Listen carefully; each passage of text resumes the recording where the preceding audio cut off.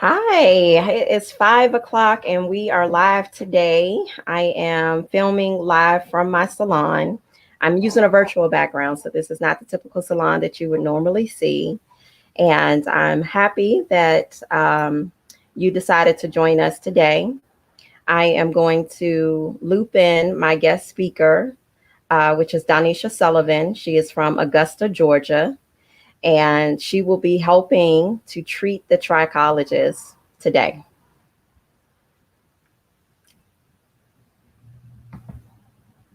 Hey, are you able to hear me?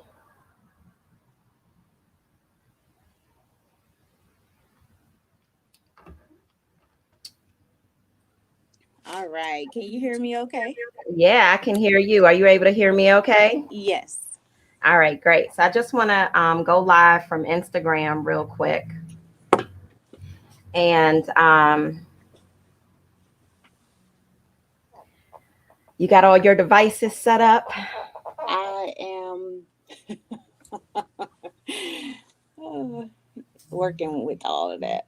Okay. So I'm Okay, trying great. to connect you on Instagram. Mm-hmm. Let's see. Okay, it won't let me connect.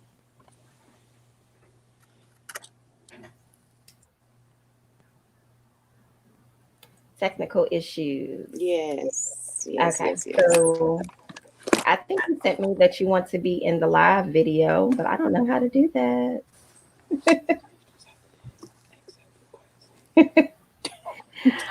All right, so hey, how you doing, Jamie? Thank you for joining us today. It's good to see you. Donecia, why don't you give the audience your background and how we met and how we use our information and our field together and how we hold each other accountable. Awesome.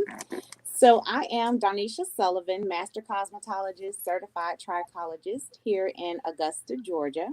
I specialize in scalp restoration and hair rejuvenation, or scalp rejuvenation and hair restoration. They're kind of one and the same because you can't have healthy hair without a healthy scalp, right? Absolutely. So, as a trichologist, my goal is to get to the root cause of hair loss and the reason why a person is losing their hair, and create a plan to help them to recover. And sometimes recovery doesn't necessarily mean restoring all the hair back. It just depends on how long it's been gone, what caused the hair loss. Hmm. All of those things play a factor. However, we can stabilize the scalp and stop the progression of the hair loss. So sometimes progress means stopping the progression and stabilizing the scalp. So that is what I do and who I am. Great, great. So we met each other, I want to say back in 2017, and we just immediately clicked. We clicked on a professional level, and we did some studying together. We finished our clinicals together. And since that time, I think we both equally have had each other weigh in on each other's cases, correct? That's correct. Yeah, yeah, it's been a really good relationship. I work by myself, so I appreciate being able to have other people in the industry that I can come to and talk about cases and have you weigh in on information. So when it came time for me to talk about myself, you was the first person I came to because you would give it to me straight. Let's say that. Okay. Okay. So I guess it was the year of 2018. I was turning 40, and you and I were in Orlando together when I turned 40. Was it Orlando or Clearwater? We were in Clearwater. Clearwater. Yeah, We we were were in in Clearwater Clearwater. together, and I was turning 40. And that was the year of the checklist. And I'm not sure if anybody else out there is getting ready to turn 40 or have turned 40, but there's a checklist. You get your mammogram, you want to get your pap smear that year. And there are other goals and benchmarks, personal and professional, that you set for yourself that you want to ascertain. And that year was my checklist year. And prior to going to Clearwater in April, there was some benchmark testing that I did as far as my mammogram was concerned. And I had an MRI performed, and it did not show that things were okay. It showed some inconsistencies with me that needed further testing.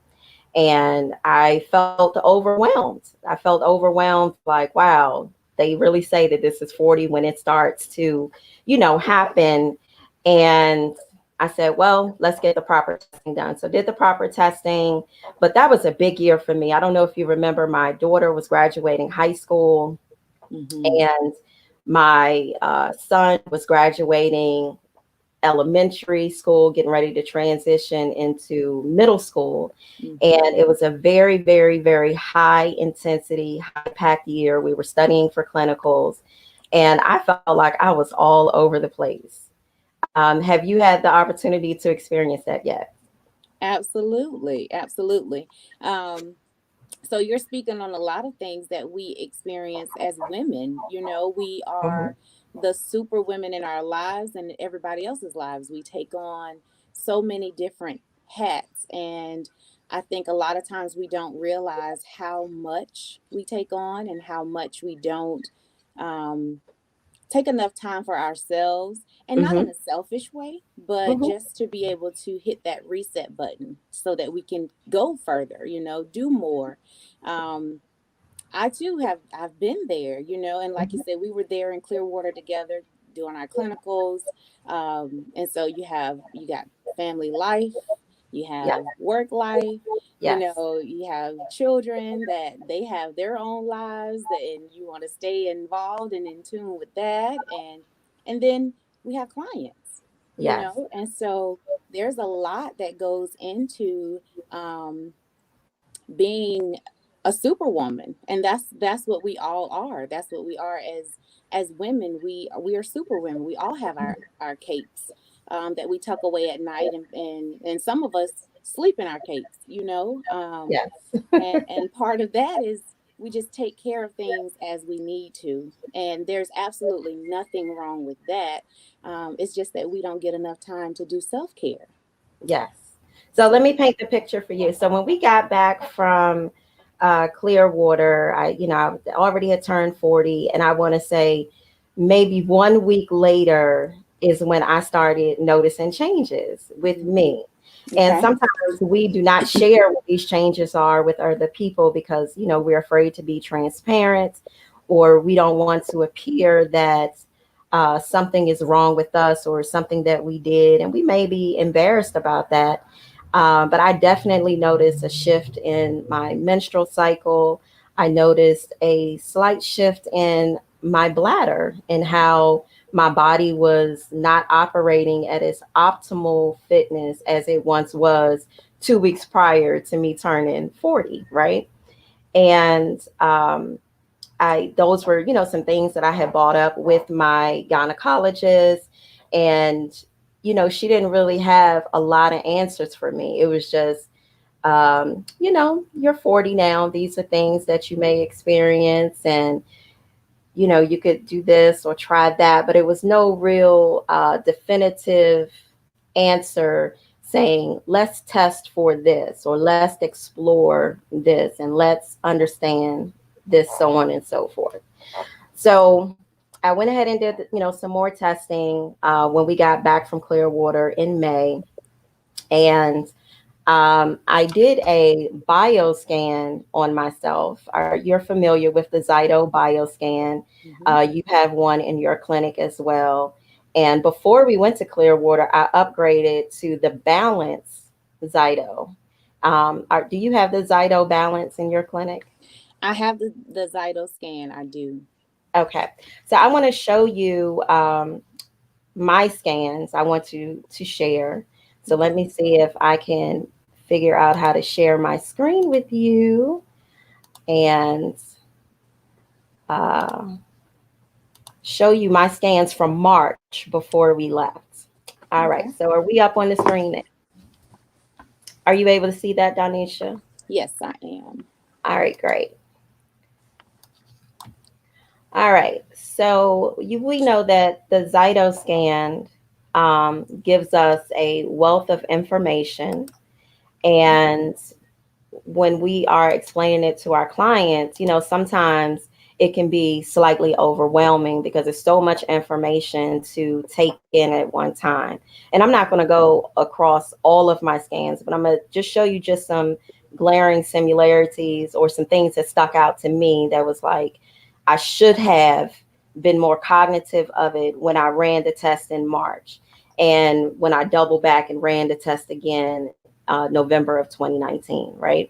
Okay. So this part of the test here, this is my 2019 scan. This was March of 2019. And if we look at where my biomarkers are, look how high my immune system was just flaring in the red department, okay? Yes. So my range is 11.14.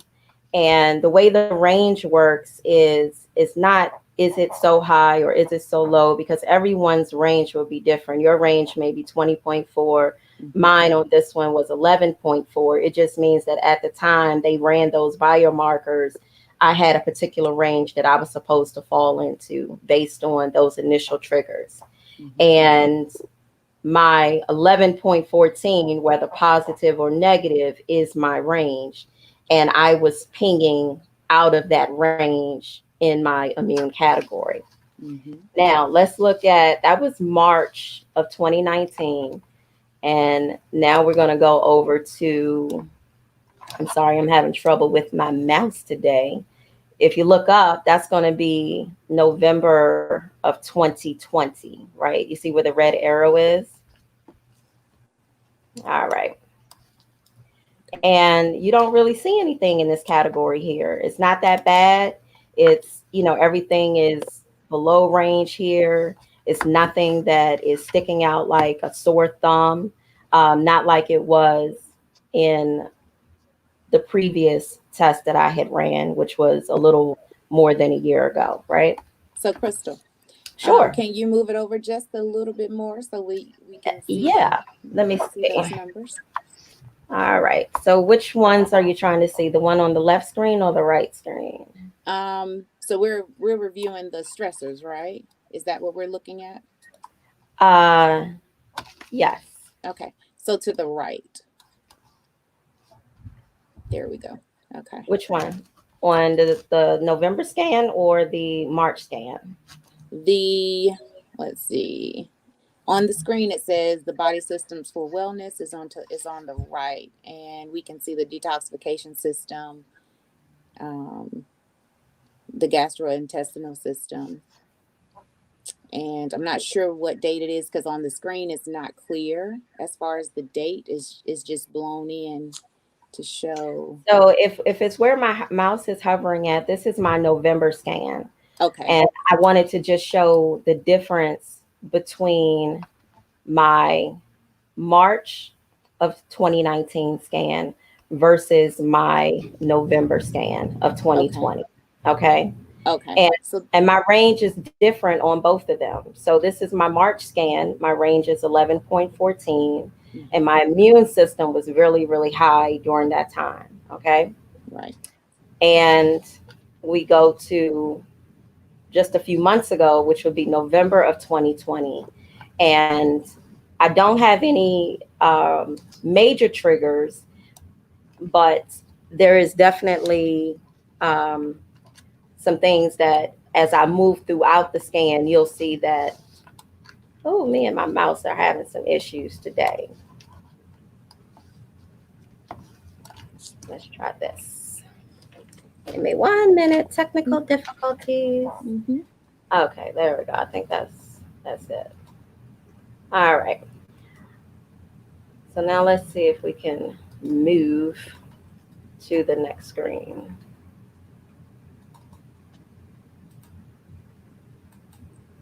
Hmm,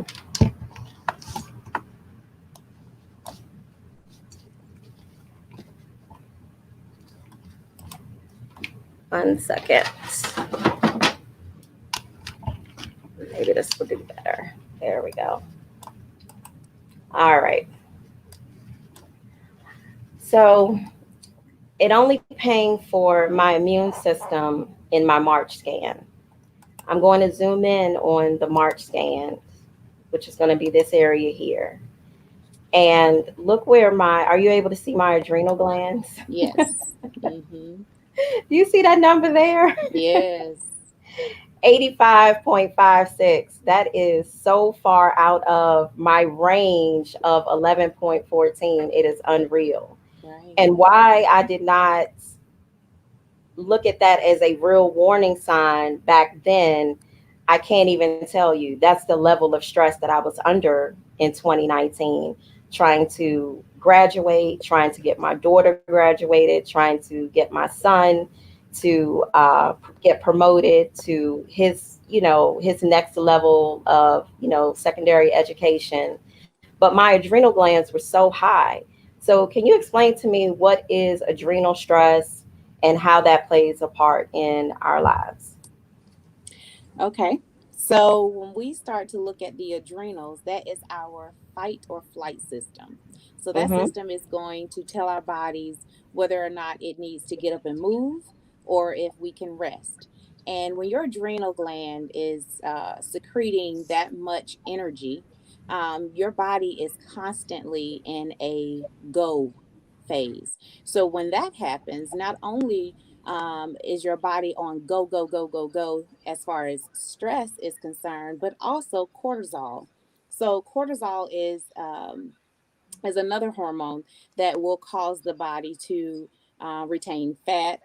So the cortisol levels also can increase inflammation throughout the body. So there's a lot that happens when that adrenal system becomes out of whack, as we would Yes. say.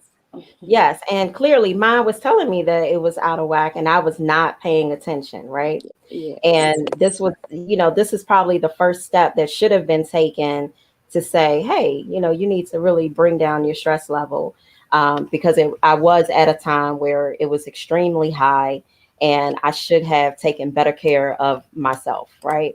Well, let's explore that a little bit because sometimes someone will come in. You know, you have different ones that'll come into our centers or our clinics, and it'll ping for the adrenal gland being high like that, right? Hmm. And then it poses questions. So some of those questions are, well, have you been fatigued? Have you been tired? Have you been craving more sugars? More carbs. Um, those questions are really, really um, important, for us to answer truthfully with our hair loss professionals or our medical professionals, because that is going to give us a key to what's going on internally. So even though you may have at the time felt like, well, I am under a lot of stress, so that's why I may be more tired than usual, or that's Hmm. why I may not have enough energy, even though this adrenal gland is overactive, it makes the body surge with energy, but um that's not the type of energy to have you go and run a marathon type energy. Your body feels like Exactly. it's running a marathon, but physically, no, it doesn't Right. equate the same. And so the way it equates in the body is because that stress level is extremely high, you become very lethargic, tired, irritable. Those are the symptoms that come from that high adrenal gland. So when we start to ask those type of questions, even for our clients, um, are you excessively tired? Have you noticed that you lay down to rest and you may have insomnia? Hmm. That's part of it as well. And you feel like you're on a go, but you're not getting things done. You're still exhausted. So that's something, like you said, at that time may not have been um, Well, maybe I should ask you instead of assuming how you Oh felt. no, you see my How, head was shaking. that part of that? I'm agreeing with everything that you're saying. But when you're living in the moment and you are going and going and going and going like the Energizer bunny, Hmm. it doesn't never really hit you that you are doing more damage to yourself. And Right. clearly I was doing more damage to myself. And my mother would, give me little tidbits like, Chris, you have to slow down. Chris, you're doing too much. You really need to rest. You're not getting enough sleep. And she doesn't even live with me. She's just, understands my day-to-day activities and when I'm going to work and when I'm dropping the kids off and when I'm picking them up again. And it was a definitely high impact season. And these are the receipts to show it. It showed, it pulled. People, questioned the Zyto and its efficacy as far as being able to scan, um, just with your hand, just with digital signatures. But this is proof that yes, I was under an extreme amount of stress, and that extreme is showing by those numbers, not just in the red, but so far in the red. I'm so far out of what my range should have been for that scan. Yes. So thank you for that insight. I appreciate that. Mm-hmm. So then we had a pandemic. How did you do with the pandemic? I know my adrenal glands look like your adrenal glands during the pandemic. During the pandemic, right? I mean, the reality, we were in go. Well, I know I was in go mode and was stuck at home. That was something that was completely different than I had Mm-hmm. ever experienced before. And so that brought on a different type of stress that my Hmm. body or my mind had not experienced before. And so I too felt the results of that. I did. Yes, yes. So for me, let me talk about the pandemic real quick. I never stopped working. We closed down on, I think it was March 21st, and I went mobile March 22nd. I think you were the first call that I made that day that we closed down because we were kind of corresponding about what Georgia was going to do and what DC was going to do and what was your next plan and what was not, my next plan. And I immediately hit the ground running and just never stopped at all. So during that time, I had a kid that came home from their first year of college. And, that's kind of different, reintroducing your adult child back into the home on a full time basis. She was used to living on campus and doing her own thing. And that was different having her back home. And then a month or so later, she had surgery Hmm. and major surgery. She had pretty much a knee reconstruction with a meniscus tear and an ACL. And you're like, well, that was her, that wasn't you. But as a parent, when you are the caregiver It's of, your baby. it's your baby, it is me. It She was, could be 90. That's your baby. exactly, exactly. So it was that, and then it was taking back and forth to doctor's appointments and 3 days a week at physical therapy. And that is a stress that was on my system as well, the stress of reopening and what that would look like for our clients and being able to provide a safe and adequate environment during a season of COVID, a full pandemic that has not ceased yet. We are still in a pandemic. So that added a lot of stress to my life. There were some personal issues that continued to add to the stresses of my life. And in between all of this, I'm still noticing changes about my body. Mhm. I'm still noticing that I'm sleeping, but I'm still tired when I get to work. I literally sleep fully at night. I don't wake up in the middle of the night. I fix my coffee in the morning or get my breakfast and I can head into work and by 10:30 I am yawning. I am so sleepy and I could not understand why I'm having this chronic fatigue. Why are my hands so cold? My feet are so cold.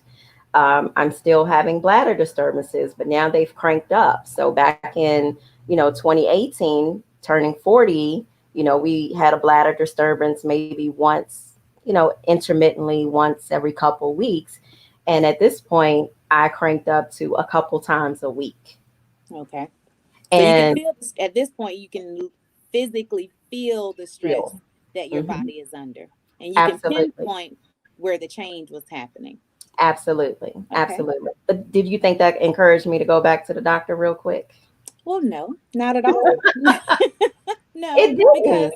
you have you have so much other, so many other things that felt to be more important, and Yes. and maybe not that your health was least important, but again, like we started in the conversation, we can put ourselves, or we feel we can put ourselves later, Yes. and we feel these changes, but we'll get to it. We'll get to those.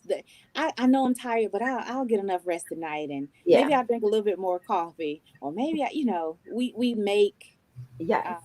concessions Yes. for what we're feeling. But it's very good that you were able to pinpoint when you physically could feel the change and identify what those changes were, because that's pivotal in getting to the point of what's really going on.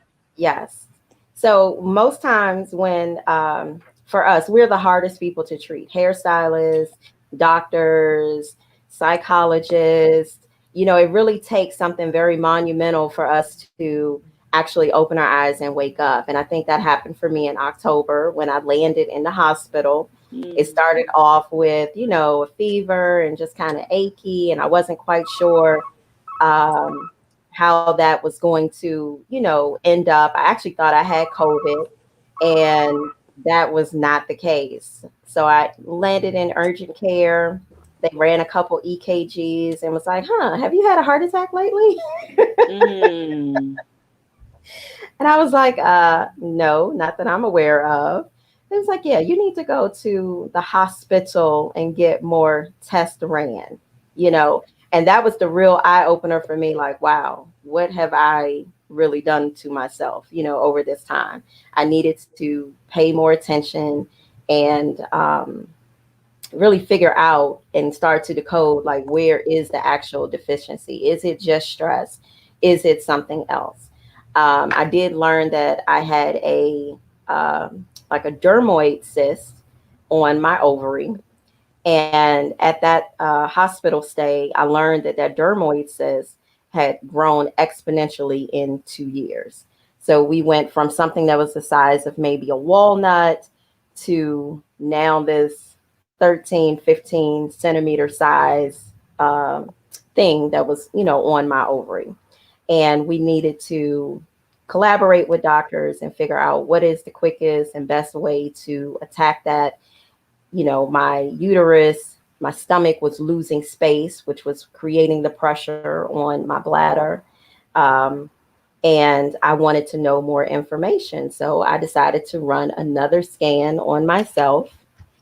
And if we look up at the screen, if I can get my pretty little mouse to work here. And this is my November scan. And um, when they did my full scan, my CT scan at the hospital, my scan showed that I was having some diverticulitis issues as well. And that was interesting for me because I never had issues as far as not having a consistent pattern in the bathroom. I did not consider myself being a trash eater. I was really good with incorporating salads and vegetables into my regular diet plan. So for me to have something called diverticulitis and having a infection on my intestines was really interesting to me.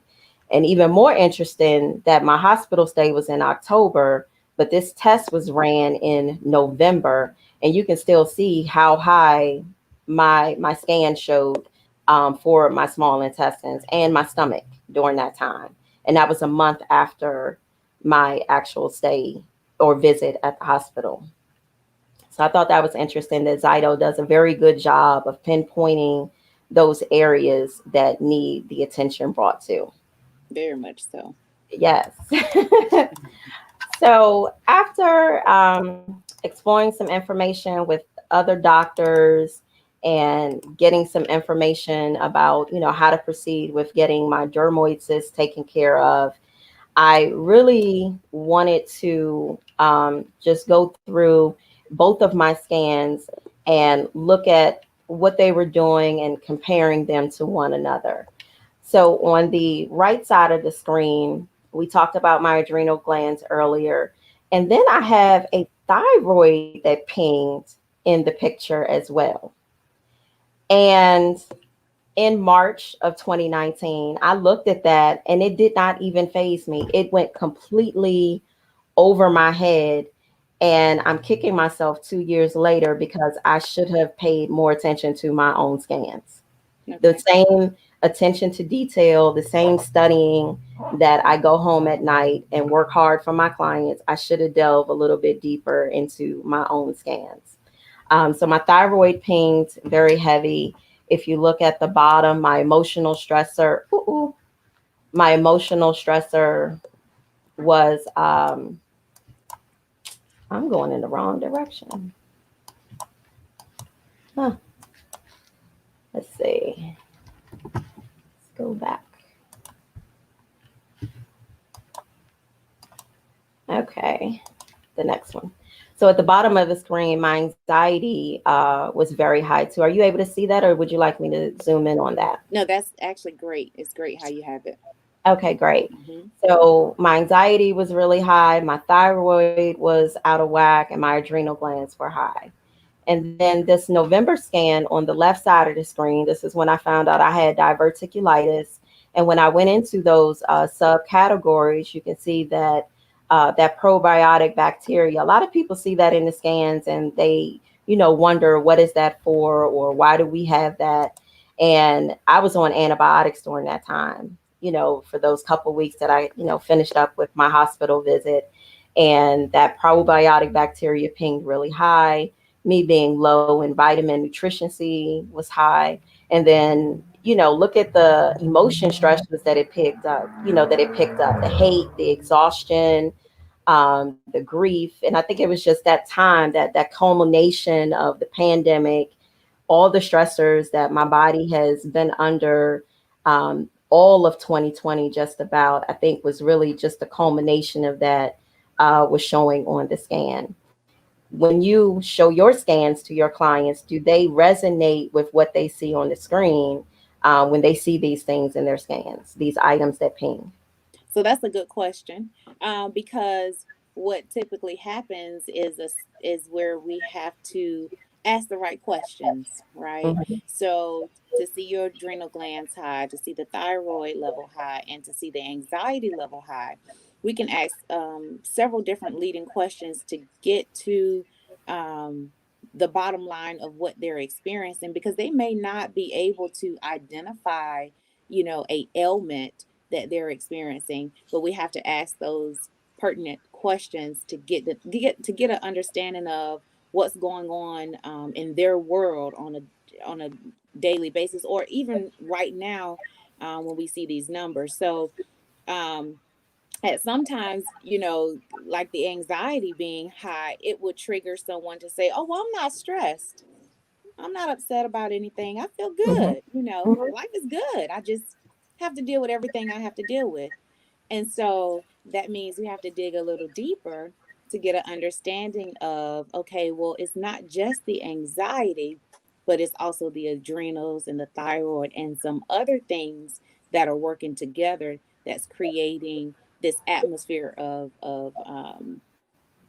dis-ease. Okay. Yes. So we and it takes us a little bit of time to get to the bottom of that, because looking at this scan, sometimes people are a little apprehensive because they're like, well, how can you read all of that from a hand scan, right?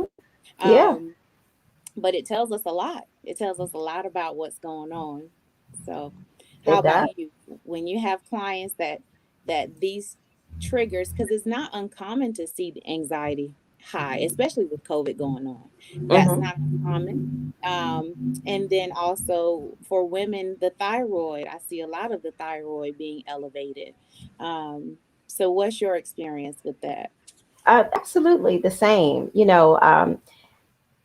I'm not sure about you, but with myself, I have questionnaires or intake forms for my clients to fill out. And the intake forms would be kind of barren. Some of the questions that we would propose to be answered sometimes are overlooked or discounted. And not sure if they're not willing to be transparent at that time, but it does not make sense to have hair loss or have scalp issues, and there's nothing wrong that you have not noticed within your body that you're not willing to, I guess, be open about, because I have learned that it's not about the hair, it's about the function of the body, Hmm. correct? Correct. And in myself, I had to understand that back in December, I had started noticing changes with my own hair. And I think that's when it really got real for me. It wasn't me not sleeping. It wasn't bladder disturbances. It wasn't somebody telling me I had diverticulitis. It wasn't me seeing it on the screen with adrenal glands and, anxiety and, everything that my scans had showed. It wasn't until my hair was so dry Mm. and it tangled very easily, no matter how much conditioner I used or how many times I went under the steamer. My hair was just different, just Mm. very, very, very different. And that's when it got real for me. And I said, you know what? I need to do some more testing and kind of figure out, like, where's the deficiency at? It's something that is really going on with my body, and I really need to figure out this Rubik's Cube so that I can get some, definitive answers. Okay. Do you offer HTMA in your clinic? Yes. All right. So explain to our viewers what HTMA is. So that is the hair trace mineral analysis. And the benefit of utilizing the hair tissue mineral analysis is that it not only gives us a timeline of what's been going on within the body systems as far as, um, let me back up just a little bit. So, um, the hair tissue mineral analysis, as we know, the hair grows from the inside out and it's Hmm. connected to our blood supply. So, therefore, that tissue that the hair is made out of are the cells from within inside the body. And Yeah, so when we get that testing, it tells us a timeline of what's been going on. The blood work will tell us what's been going on within that time frame, as far as within a month or a couple weeks, depending on when it was done. The hair tissue mineral analysis will give us a longer range of or window, because of course the hair has been there longer, and so we can get about a good 3 months of information, and sometimes a little more, um, on, if there is a deficiency that has been chronic. We can find that information. We can also find where, again, the adrenals, how they have been responding.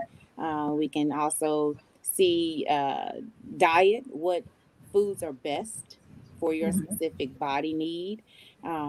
There's a lot of information. We get to see, your vitamin and mineral levels within the hair, that tells us what's going on within the body. And so there's a lot of information that hair tissue mineral analysis will give us, that goes and correlates with that blood work analysis. absolutely. I love HTMA. I did not understand how beneficial it was going to be until I actually started using it within the clinic. I think it's a wonderful asset and a wonderful tool to get further information, even outside of the balance scan. I think the balance scan is great, but when you see things like adrenal or you see certain organs that are being affected, such as my thyroid, Hmm. I immediately wanted to pull a HTMA on myself to get further health information about myself, in addition to why my hair was so dry and why I was seeing so many changes with it. I won't say that I actually saw my hair falling out or doing excessive shedding, but it was really just a dryness that I was experiencing. And it just seemed like no matter what conditioner or what treatment I gave myself, I really wasn't hitting the marks that I wanted to hit with the condition or the state of my hair. So here's something very interesting. So I'm gonna try to zoom in so that you can see a little bit. Is it? No. Here we go. All right. So this is my scan here. And if you will look at how high my numbers are over here for calcium and magnesium, I was like, wow, that is pretty high, right? Mm-hmm. And because I had cold hands and feet, I think there was a part of me that always thought that I was maybe a little bit anemic. So I definitely zoomed in on my iron levels. Um, and I was, kind of concerned about my phosphorus level. And when we look at minerals, we see them individually. So these are the 14 minerals that we all have in our system, and they are weighted individually, but I think they're weighted better when there are significant ratios because we have something that's a balance effect, right? Mm-hmm. So we know that copper and iron kind of work in tandem with one another, or sodium and magnesium works in tandem with one another. So I love that the report actually can give us these ratios and the significance of these ratios that are here. So I had very high calcium and very high phosphorus. And then I also had very high calcium and very high potassium. And I love that they show the numbers, but they also give a very in-depth report as to why I'm, seeing those numbers. So if we look here at the next page, and I'm gonna zoom in again here. And this talks about, my calcium level. And it also talks about iron and sodium and why iron is so important. I'm not sure if clients quite understand when their iron is low or their copper is low. It really affects the cell energy production and how the hair grows. Do you have Mm-hmm. anything you want to say on that level or your experience with that? That is so very true. And as it brings out, because that's what I also love about the HTMA is that it's very detailed. And Hmm. so on the report, it actually brings out, as it brings out here, um, iron is required for cellular energy reproduction, Yes. or production, and then sodium is required in significant amounts to contribute to what people don't realize: digestion, absorption, neurological function. So, um, I mean that goes hand in hand with what you had been experiencing Yes. prior to. And so Yes. it And makes sense. It makes perfect sense. If your iron levels are not optimal, if your sodium levels are not optimal, and they're not your body systems aren't communicating well, then you're mhm, not getting that cellular production. You're not getting that energy that you're needing. You're not able to absorb nutrients and yeah. expel. So And that's something you said that's very good, absorption. So learning from my HTMA that my high calcium, it was impeding proper absorption from the other minerals that I needed the most. mhm. And that is definitely, one of the problems. I'm pretty sure that, after we go through this and I, talk about my next steps and my next moves that I need to make as far as my health is concerned, it will reveal a little bit more. But understanding that calcium and magnesium, they are imperative for the absorption of the other essential minerals that we need to intake as well. So it's not that I wasn't taking them mechanically or I wasn't getting it through food. I was being impeded because my calcium was so high that whatever I was taking in, it wasn't being absorbed in the correct manner. Correct? Did I Correct. read That's that right? right. That's right, sis. That's All right. right. So if we look at the magnesium category down here at the bottom, some of the um, disorders that you can experience with that, I highlighted that because those were some of the things that I definitely I struggled with in 2020, that mental alertness, being fatigued. I will admit that I, had some intermittent depression, just with, I think, everything that we had dealt with in 2020. And I had a lot of clients that had, experienced some of the same, symptoms that I had as well with the depression, not everything else, but, with depression. And Right. depression is nothing to be ashamed of. Mm-mm. Um, it comes with the territory that we had, losing a lot of people and being able to shift and maneuver and pivot in the economy that, we were now dealing with. Um, I definitely had some of those symptoms. All right. So if we go back up here, all right. So this was interesting for me. So that high calcium and potassium ratio, that, remember, we talked about the balance of them. It's not just high Mhm. calcium or high potassium, but it was the ratio of those together and what that looks like and why. Now, this is from a hair sample. This is not a Okay. blood sample. That's This is right. a hair sample, not a Mhm. blood sample, right? Right. All of Okay. this just from the hair. Yes. And when Hair. I saw hypothyroidism, Mm-hmm. I immediately went left and I called you immediately because I was like, this cannot be true. Hypothyroidism, like, this is not something I'm prepared to deal with. Right. Because it wasn't anything that I'm aware of in my family that, we dealt with. So it wasn't nothing genetic that I could pinpoint.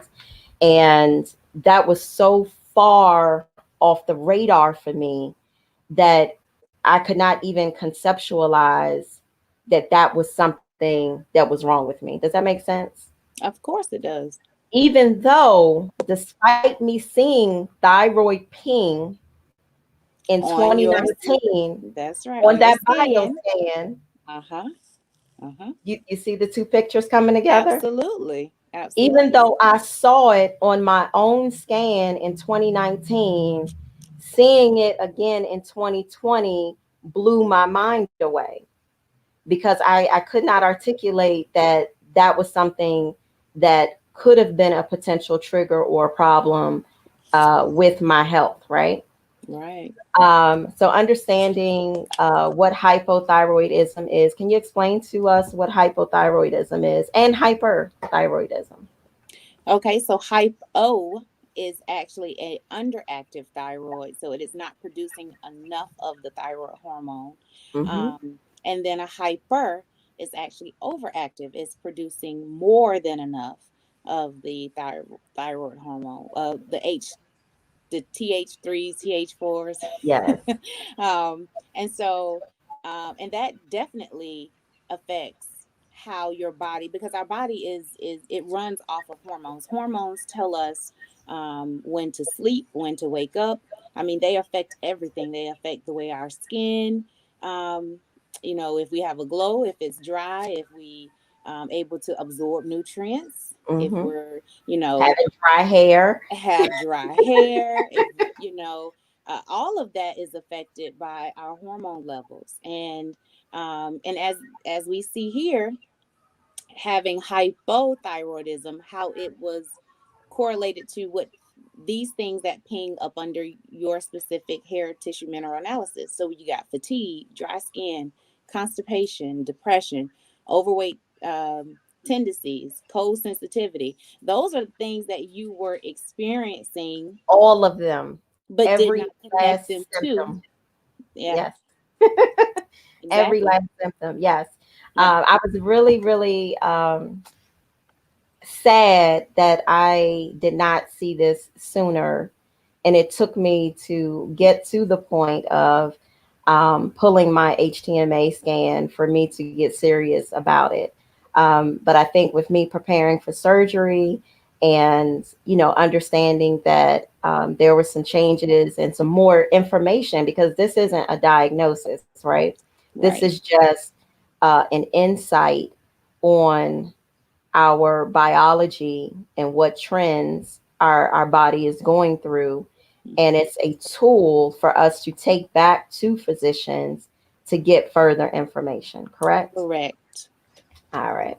That is 100% correct. So we're not saying, hey, Crystal, you have hypothyroidism. What Right. we're saying is that the levels that were measured with your hair tissue mineral analysis have ratios that link to these type of disorders or dysfunctions that need Mm-hmm. to be addressed from a medical standpoint. And they are stemming from a medical concern, and it helps us to get a bigger picture and get to the root cause Yes. of what's going on. Yes. So let's zoom in on this last category here, which was that low sodium and magnesium ratio. I thought that that was very interesting. I had a family member that suffered with having very high sodium and had to go into the hospital and get like a magnesium drip. And I thought that that was, interesting that at that time, her sodium was up for, one reason, and they had to use magnesium to kind of buffer and bring down those levels. Because again, we're talking about this balance that we need in order for our bodies to function efficiently the way that it should. Correct. And we see that the sodium magnesium profile is indicative of reduced adrenal cortical function. They that daggone adrenal stress again, right? Okay. So let's go back to that really quickly, right? Sure. Yeah. So let's say we do the scan. Let's say someone comes in, and we're relating this so that people in the community can understand that when you visit a trichologist, the reason we ask so many questions, the reason we dig so deep is Hmm. because one thing leads to another and to another, and then there's a big picture, right?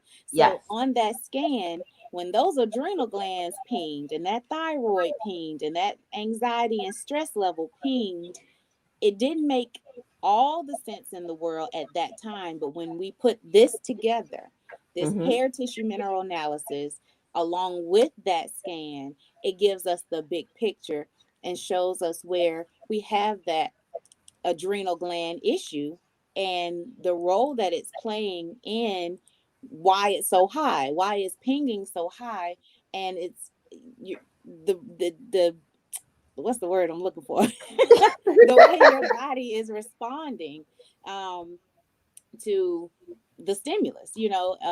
the imbalance. So we're able to see that big picture and that imbalance and identify where that dysfunction is happening. And not only that, but how long the dysfunction has been a dysfunction. The Yes. Zyto scan originally was done in March of 2019. And here we are more than a year later. And I believe my HTMA scan was done in 21, right before I, scheduled my surgery. So I'm going to say January. Um, Almost 2 years later, I'm still my hair sample. Let's identify this for our viewers. Okay. My hair sample from 2021 Mm-hmm. was still correlating with my Zyto scan, my digital signatures from almost 2 years ago. That's And amazing. That's that's amazing. amazing. And the reason that is because that underlying issue that was causing this imbalance or dysfunction or Mm-hmm. dis-ease, Mm-hmm. it was not addressed. It's not It wasn't addressed and it addressed. wasn't solved. It was not. It wasn't solved. So your body is still sending out these messengers. It's still sending out these signals that, hey, I'm not balanced here. I'm not the best. I'm not working at my best level. And Mm-hmm. so we can go 5, 6, 10 years, but what that means is the longer we go without that attention, the more our body is suffering, and the more we're suffering, Mm-hmm. um, and not getting that balance back in order. Correct, correct, correct, correct. So when I called you with my HTMA results and I wanted you to assess me over the phone, one of my main concerns was, is my thyroid out of whack because of my ovaries and the cyst that is hanging or dangling from it, taking up so much space? Or is my ovary out of whack because my thyroid has always been out of whack. Does that make Hmm. sense? Oh yeah, Yeah, it which is does. it? Is it the thyroid or is it the cyst on the ovary? And your response to me was, once it was good that I pulled this scan prior to having surgery. So now that I have surgery, give myself time and my hormones time to realign themselves and get back in balance with one another. The next move would be to immediately go to an endocrinologist and take my results and get some further testing done on the thyroid and on my hormonal levels so that I can get further information. Correct? That's right. All right, good. So the week of my surgery, um, you know how they prepare you for surgery and they want to pull some very small blood samples for biomarkers to make sure that you're healthy enough for surgery and you'll be able to receive anesthesia the way that you're supposed to. And I had the same sample done. Okay. And Okay. another test that we offer in the clinic, your clinic and my clinic, is that BCA, which is that blood chemistry analysis report. And I think this one is also a gem to have in the clinic as well. The HTMA gives us that 3 month, window of what could possibly, you've been dealing with.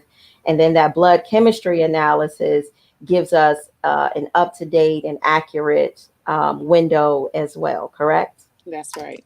All right. So I cheated. I sent you my results in advance. Did you have a chance to look at them?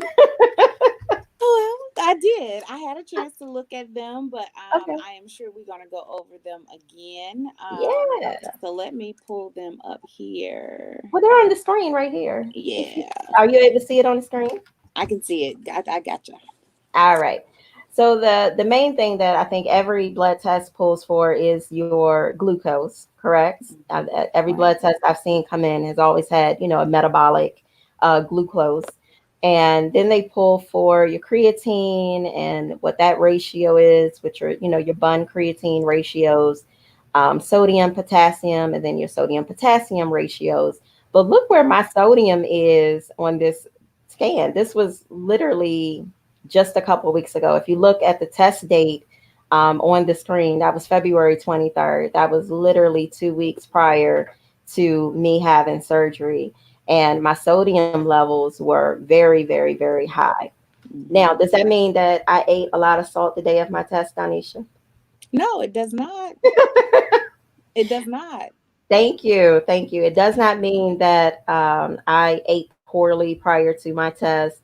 It does not mean that I'm going to have a stroke, but it does ring a bell for me, especially because I had my HTMA done that also showed that I had very high sodium from my hair sample test that was done, and that categorized for the last 3 months. So understanding from HTMA that sodium and magnesium work in tandem together, and I'm not getting enough magnesium, which is why my sodium is so high. And now we have a set of sodium and a potassium ratio here on this scan.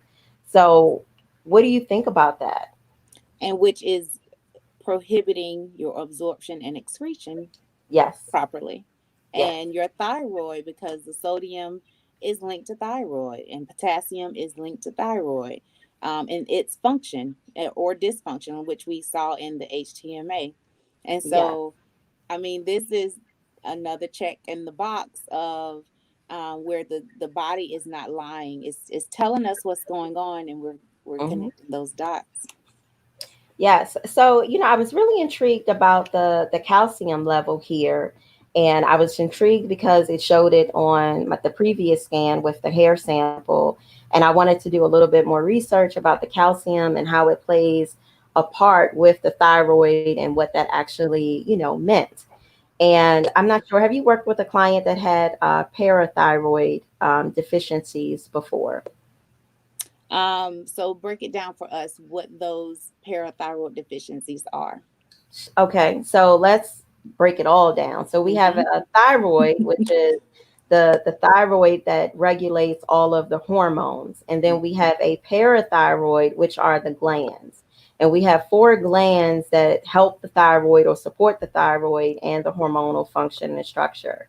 And looking at my calcium levels, it may appear that I don't have technically a thyroid issue, but I may have a parathyroid gland issue, meaning I am creating too much calcium, which is depleting the the hormone that the thyroid needs to produce in order for me to operate optimally. Would that sound correct? Very well, very All well. right. Treating the trichologist, right? Look at that. Oh yes, yes, yes. Yes. So the blood chemistry report is great. It gives we are able to input your actual values that come in from your doctor. So if you look at the first column and it says current February 23rd, these were the actual numbers that came in from the physician. And then once these numbers are put into blood chemistry analysis software, there is an optimal range that we should be operating at for efficiency. And then there's the standard range, which is, I guess, would it be politically correct to say that's what Eastern medicine operates on, which is the standard The range, right? standard, yes. Hmm. And the standard range is what appears you don't really get a discussion about that until you're out of that standard range window, right? Correct. And despite my sodium being very high, despite the sodium potassium ratio being pretty high, and my anion gap being really high, do you know I did not get one call from a medical professional to say, hey, we need to see you back in here this week? Why do you think that Well, is? well, um, your levels weren't high enough to be considered medically necessary for to be necessary for medication. And Mm-hmm. so we see that a lot is where a person can go or individual can go and have labs drawn, and the response that they may get is, oh, your levels are normal. Well, Mm-hmm. your levels may be normal considering a chart. But when we look at your body systems and how your body systems communicate with one another, you may be abnormal. And so Right. your ranges here are abnormal to your body systems, which are triggering other responses. And when we dig a little deeper, we get an understanding of what that is. But for um, to look at the numbers on, on a chart, you weren't high enough or low enough to need a medication Okay. to address that concern. And so it's not uncommon. It's really not uncommon. And that is what's so important about these blood chemistry analysis and the hair tissue mineral analysis. And that's why a trichologist is able to get down deeper than just the surface level to Mhm. get an understanding of what's going on, because we can actually look at these levels and look at your specific body systems and how your body is, pinging these different concerns that may not be abnormal enough for medication, but it is abnormal enough to cause a disturbance. And so Absolutely. it's not uncommon. It does happen more common than not. It's actually for me as a trichologist, it's a bit disturbing and it's Mm-hmm. a bit alarming, because a person can be dealing with some very serious underlying issues that can go unnoticed. Like um, me.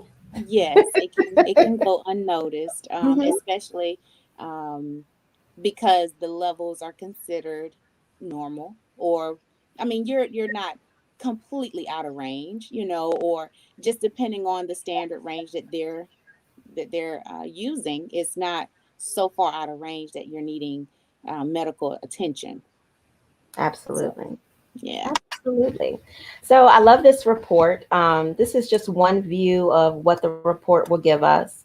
I also appreciate the relationship and the sequencing part of the report. Now, I don't know, my reports are usually almost 30 pages long. It's so much information that comes in with our blood chemistry analysis reports.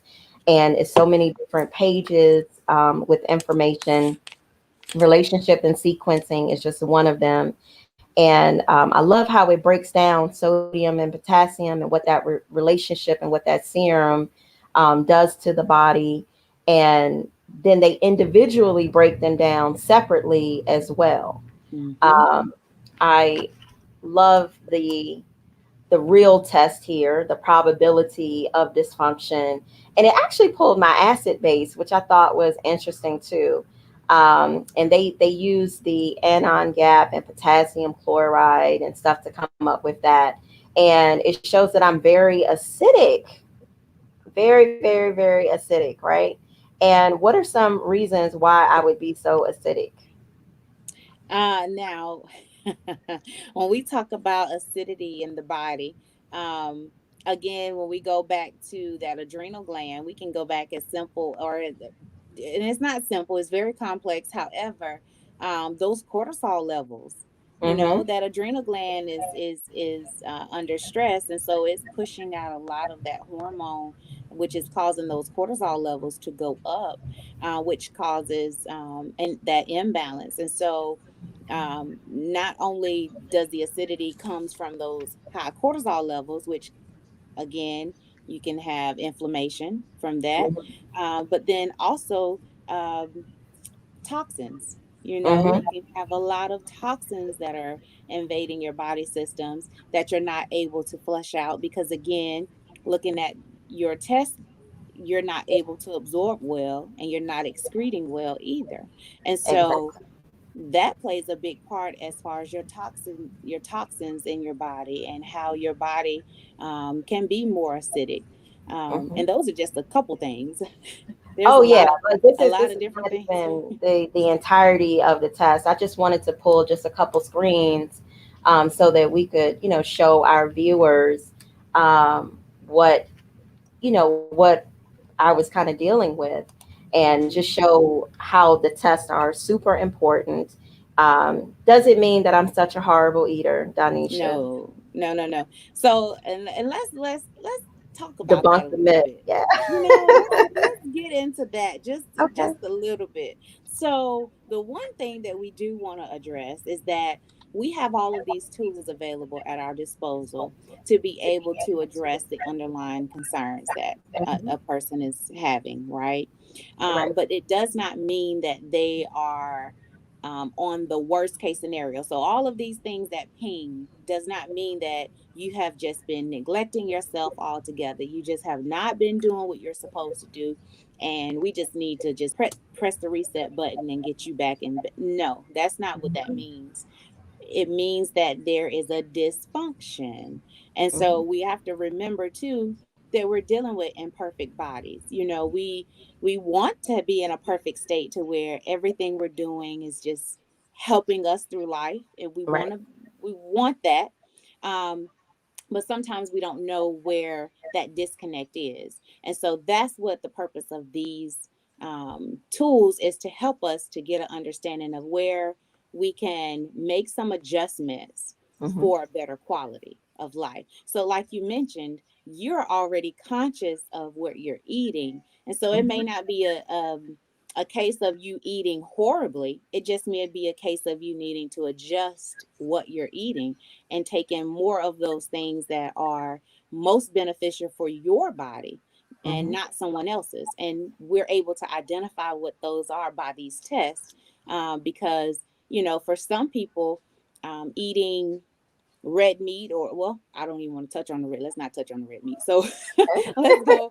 Let's go to melons. Mhm. Okay, so um, for certain body types, for certain body systems, melons are most beneficial. For others, they are not. And so, eating melons, and there's nothing wrong with it, but for some body systems, the body is going to respond differently.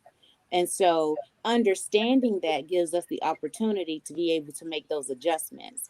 Mhm. And so, it's not that. you have been eating or living your life just off grid and just doing whatever. However, what you're eating just may not be of most benefit to you, and we're able to identify that.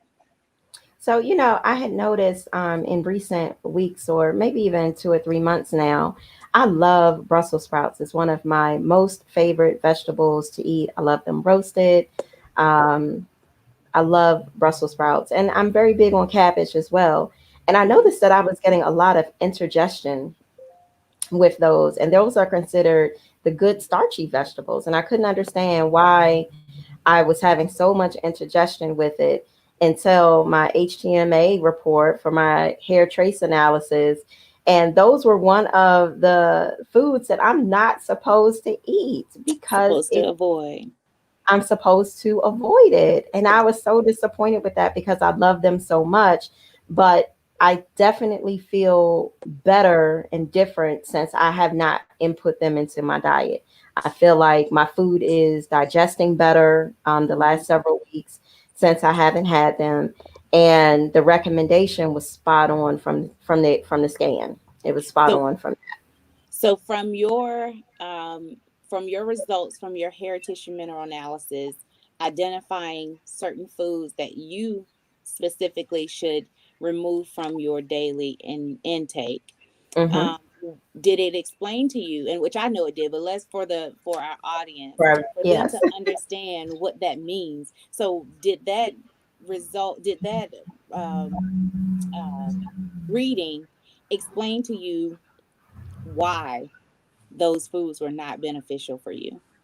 Absolutely, and it gives a very broad report and very detailed report on what you can input into your diet and what you should avoid or take away from your diet as well. Um, and it did talk about the starchy vegetables and the indigestion that it creates, and it makes it harder for the digestion component. And digestion is so important as well, and I don't think that even myself quite realized until maybe a year or so ago how important digestion is for the entire function of the body to really perform the way that it should. Mm-hmm. Mm. Mm-hmm. But thanks for sharing that, because we talk about the leafy greens, and and eating the greens, Mhm. and certain vegetables or certain fruits, um, and that may not be for everyone. Absolutely. It may Yeah, not be. I and that was love. me. That was me. Yes, I really thought that me eating kale a couple days a week and eating salads, I love salads. Those are that's things good that I like eating. to, yeah, those are things that I like to have in my diet. Brussels sprouts with salmon for dinner. I really thought that mentally in my mind, I had conceptualized that these are all good things that should never hurt my body, and I can eat as much of that as I wanted to and not see any repercussions from that. But it was very clear from the analysis that those were not healthy foods for me, That's for right. not just my blood type, but my the biology makeup of my body in conjunction with the minerals and the analysis that it pulled up. I should avoid these items at this time. Yes, I love Yes, it. I love yes. it. So, where do I go from here? You're my trichologist. I've shared all of my test results with you. What are my next steps? So one, we definitely want to uh, go back to the things that we can do like right now, right? Hmm. So having those results, having those readings, you have a very good understanding of what foods you should or should not ingest for your specific body. You also have an understanding of how your body is responding to stress, Hmm. and the different stressors that are contributing to your body. So it's not just external, but you also have internal. And so part of your wellness journey is to one, now that you have this information and you understand what your body is going through, what's happening, you understand what's happening, you can actually communicate better with your doctor There it with is. your physicians, Mm-hmm. with your medical professionals, because Mm-hmm. our job as trichologists is not to take the place of your doctor. We do not want to take the place of your doctor. We are not medical doctors. That's Um, right. we study holistic health and therapies. And what that means is we get an understanding of the body systems and how they work well together.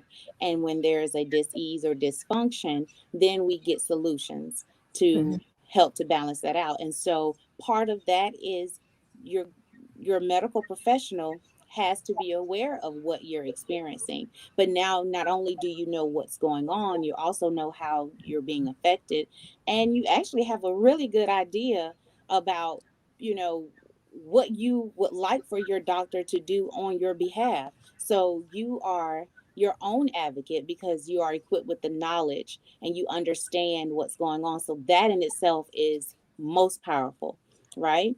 In Absolutely.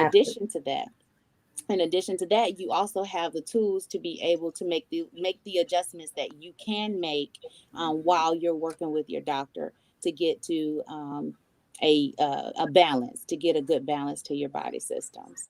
And so I would like to know, now that you've identified what's going on Mm-hmm. and you have a clear picture of what's been happening, you've made these adjustments, how has your hair responded? So today was the first day I shampooed my hair in about maybe 14 or 15 days. And today was actually really good. I was really pleased with it. But let's keep in mind, I am just shy of 2 weeks from what we consider post op surgery. I Okay. had my procedure taken care of last week, and I still have anesthesia running very heavy through me, and it's going to take a while. How long am I expected for anesthesia to, fully come out of my system? That's a good question. Yeah. Um, I can't even give you a time frame, honestly, because your body is specific to you. It Hmm. depends on how much you received. It depends on how long, all of those factors are important. But what's most important is, okay, we had to have a surgery. We had to receive this medication in order to get the surgery complete. Now, Hmm. what can we do as the person that is healing, right? Hmm. And so from there, identifying keeping a nutritional balance is going to help your body to get back in balance more quickly. And then your water intake, helping to flush out those toxins and those medications, that's going to be so important. Hmm. Um, and so, for some people, it could be a couple weeks. Some people, it can be a couple months. Medications store in our fat cells. And so Hmm. that's something else, that we have to consider. But we don't want to worry, and add more Hmm. stress to our plate about the anesthesia, but more so the aftercare. Yeah. Yeah. So I think, my game plan moving forward is definitely scheduling with the endocrinologist. I'm really excited to meet with the endocrinologist and discuss my test results and getting additional test results done and biomarkers based specifically to my parathyroid and my thyroid gland itself. And I'm hoping that once I get that completed, it will give me a better definitive outlook on really what I'm facing. Correct? Yes, very much so. And I also want to encourage you too, now that it's been 2 weeks, to do a follow-up Zyto scan, see where your levels are, Ah, yes, I compare. can do that and Yeah, compare. definitely compare Yeah. yourself to where, and then 2 weeks from now, do another one, because then you'll be at the 4 week mark. Mm-hmm. 2 weeks is, you're in the stabilization, and 2 more weeks you can see another change happening. Okay.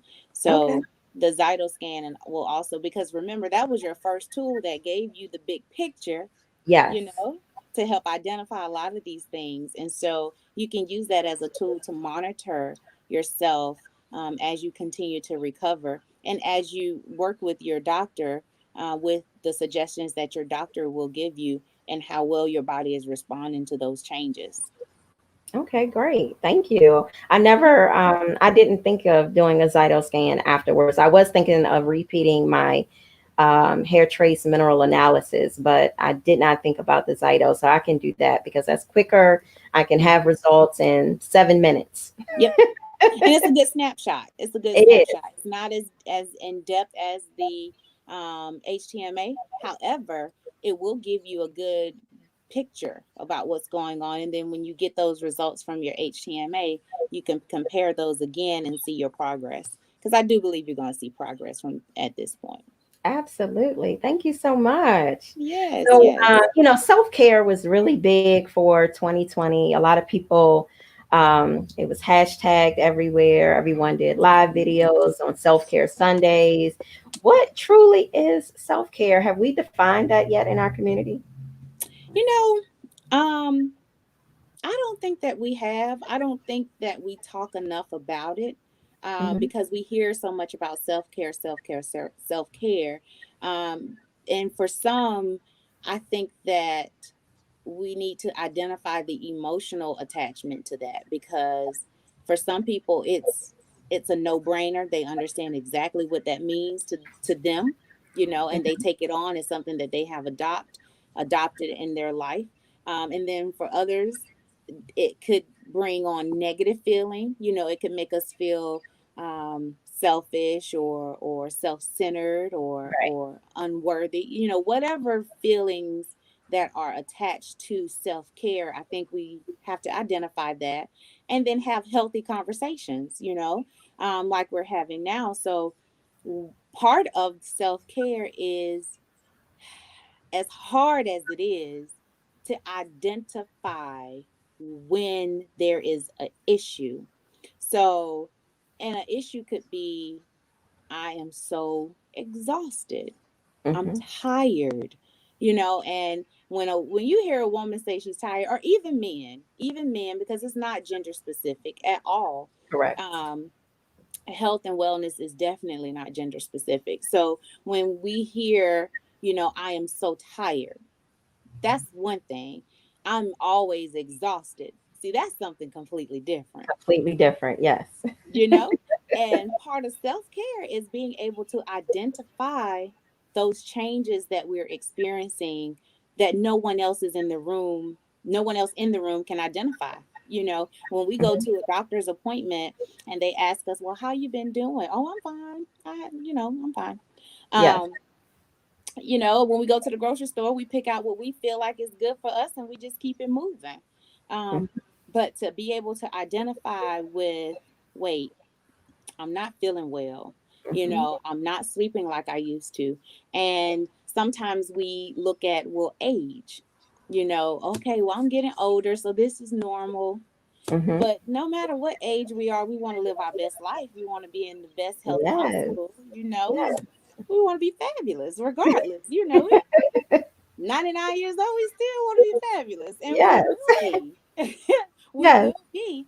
Um, but we have to bring awareness within ourselves first of Hmm. the need to care for our own needs, and not to feel like we are neglecting anyone else, or that we don't have time. That's another thing.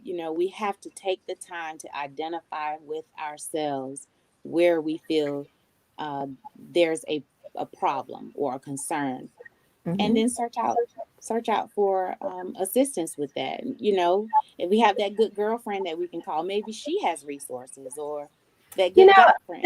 that was really like one of the main forces for me wanting to come live with this was to bring transparency to the table. I think for so long, we as a community, kind of keep things quiet. We keep it to ourselves. We don't want to talk about it with anyone. We don't want to share it with anyone for reasons of whatever, embarrassment or, feeling ashamed. And I really wanted to show that I'm the person that talks to people every single day about wellness and health. And I'm the advocate for the, clients that come in here for, hair loss and restoration. And I myself was overlooking me. Mm, and not being transparent about what I was dealing with and what I was seeing. And, something that probably could have been dealt with 2 years ago kind of lingered on and spiraled into another situation that maybe I could have avoided or dealt with earlier. very good. So let's ask this question. So now that we have gone through this journey of Hmm. identifying what's going on, and you can actually look back at time before you started taking, um, having a keen eye on what's going on, before you sat down and identified that, hey, there is a problem, Hmm. right? Hmm. And then moving forward from there. So the question that I'm asking here is, if you're that woman in the room that's listening to this or watching this, um, and you're feeling some kind of way, okay? Hmm. Um, you don't know where to start, you don't know what to do. You may have gotten some information from your doctor, or you may have gotten some information about, wellness, and can identify with certain things, but you just don't know what to do. Hmm. What would you advise someone, if you could? Here we go. If you could talk to Crystal 2 years ago, knowing what you know now, right, Hmm. and the journey that you've been on, what would you advise Crystal to do so that she can get here sooner? Oh yeah, I would definitely advise 40-year-old Crystal to take a closer look at that wellness scan, because like you said, that was the first indicator, the biggest, snapshot that I had at that time. And saying to myself, you know what, let's schedule a full physical. I did see a gynecologist at that time for what was a walnut. But I think that if I would have taken just a closer look at that original bioscan, that balance scan, I would have scheduled some additional appointments, because we know that there are specialists that work in different areas. So even if I had not came to the conclusion of seeing an endocrinologist, bare minimum, I should have had a full metabolic panel done, a full thyroid panel pulled, just with my practitioner, my regular physician for a wellness visit. Yes, absolutely. So for those that come in to see us, or who are thinking about searching out a trichologist and wondering, is there any benefit to seeing a trichologist? They can rest assured that, one, um, we get to the bottom line. Yes. you know, we get to the bottom line, and it's nothing to be afraid of. Hmm. But your hair is a barometer. And like you said, it wasn't the labs, it wasn't the results, No, it wasn't the gynecologist visit that made you say, look, no, we got a problem. It was no. your hair, which is It was always the beautiful. hair. Isn't that vain? That is so vain. It's not because it's our identity. It's our identity. And what we also have discovered and uncovered in this conversation is, not only does our hair tell us about our physical external, it also tells about our internal as well. And Hmm. so, when we are experiencing hair loss or issues with our hair, or where it's just not managing the way that it needs to, if Hmm. that is what is making you feel some type of way, get to your trichologist. Yes, Get yes. to a trichologist that can help identify why. And don't Hmm. be afraid to uncover the underlying issues or the underlying concerns that's causing the dis-ease, because Yes. you're being disrupted for a reason. You're Hmm. experiencing this with your hair, but it's not just about the hair. It's not all about the hair. It's not Right. all about the hair. Yes. So yeah, so This was a great conversation. I'm it so was. glad that I got to share you with my fan base. You and I have a great working relationship despite us being several states apart from one another. Mhm. And I'm glad that our followers from Instagram and Facebook, got a chance to meet you and have you treat your trichologist. Oh, Yes. it was the So, pleasure was all mine. yeah. So, do we have any questions from any of our viewers? There's a section where you can post up some comments if you have questions for me or Donecia. And let me see if I can. Nope. And keep it there. Okay. All right. So Jamie said, I'm next, sis. See you in a couple weeks. Awesome. She's gonna come get her scan. So that's great. Hmm. Awesome. Yes. All right. So I'm going to put your information and my information up just in case anyone wants to contact us Okay. for any of the scans that we, talked about today. You offer all three of those in your clinic as well, correct? That is correct. Do you service them individually or only combined with a consultation for specifically for hair loss clients? It is a case by case basis. Mm-hmm. I offer a complimentary phone consult. So it's for 15 minutes. You can book that online. There is a brief questionnaire that gives me a idea about what you're experiencing and what's going on.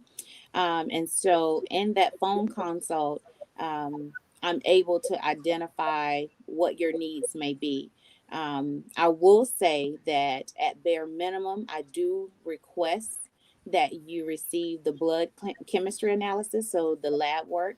If you have not had labs done in the last 90 days and you are experiencing hair loss, if it's excessive shedding, if it's breaking, thinning, um, even if like you mentioned with your hair tangling and just not acting the way it should, um, or if you have serious hair loss where you have areas where there's hair missing, there's bald areas, I do request that you get at bare minimum the blood chemistry analysis so that we can get a picture of how well your body systems are communicating.